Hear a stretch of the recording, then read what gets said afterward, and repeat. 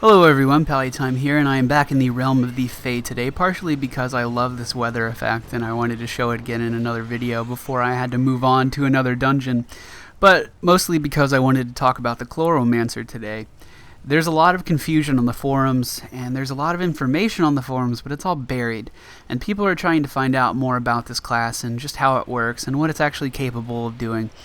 And I'm just trying to compile all that in one spot and maybe make it a little bit more clear for those who are still having a little bit of trouble. So the Chloromancer is a mage class, but it's a unique mage class because it's made to be a healer. Now you can either be a support healer, or as you can see, I'm the only person healing in this group, and we've gotten almost all the way through just fine. Not a single death, not a single wipe, so I mean, as long as you have a level head and you go in understanding what you're supposed to be doing, you can definitely main heal without any problems. Now, there are some things to take into consideration. In order for you to heal, you have to hit your mobs.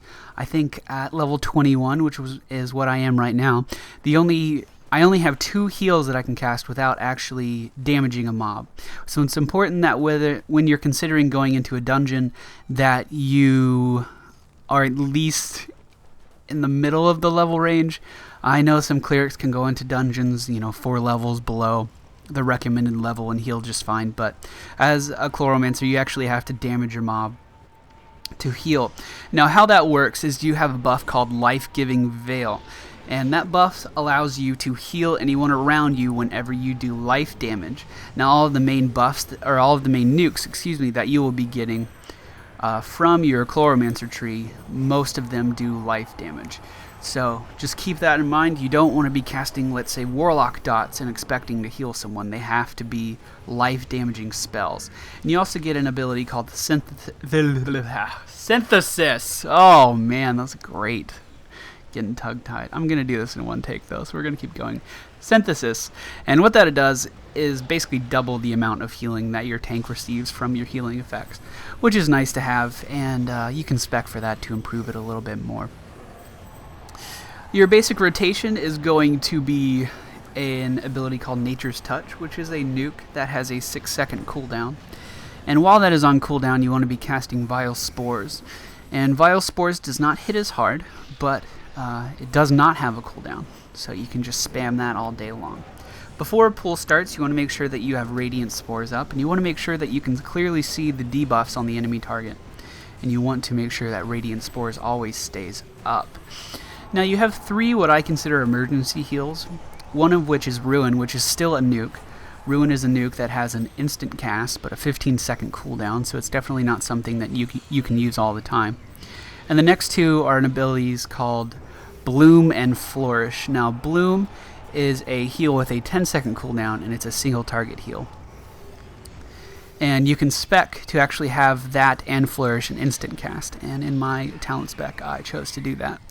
And Flourish is a 20-second cooldown, but it's an AoE heal. And if your group's taking a lot of damage, you can just get in the middle of them and cast Flourish, and it should catch them up just fine. So, now that we got that out of the way, let's go into this fight here, and I'll try to commentate it. As the fight started, you can see I casted Radiant Spores, and you can see it ticking at the top of the screen.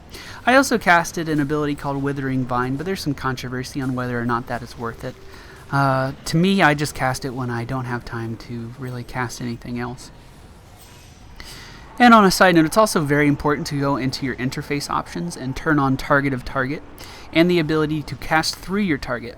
For most of this dungeon, I just had my tank targeted, and my tank was a rogue actually, which was pretty fun. I haven't had a rogue tank yet, but for most of this instance, and of course when I'm talking about this, I'm not doing that, but I had my tank targeted and would just cast my rotation through the tank, and then if the tank needed any additional heals, I was able to either cast my emergency heals or throw a few more nukes out there to provide assistance with that.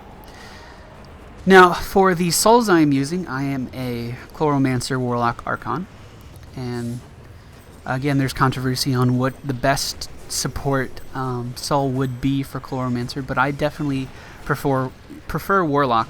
Simply for the ability to drain my health for mana in return, similar to what Warlocks do in World of Warcraft and EverQuest. And by doing that, you can essentially heal forever, because once you start casting spells again, you're just going to be instantly healed because you're healing yourself by doing damage. And Archon is also a good choice because you can really debuff mobs very well and buff your party. But especially if you're starting out, that can be a little much to take in all at one time. It's been recommended that you do not start healing as a Chloromancer until the level 16.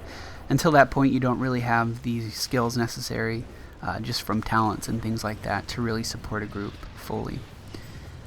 But whether or not you choose to main heal a group or support heal a group, it is definitely possible. As always, you want to learn the fights before going into the encounter, and I will be providing videos to do that as well.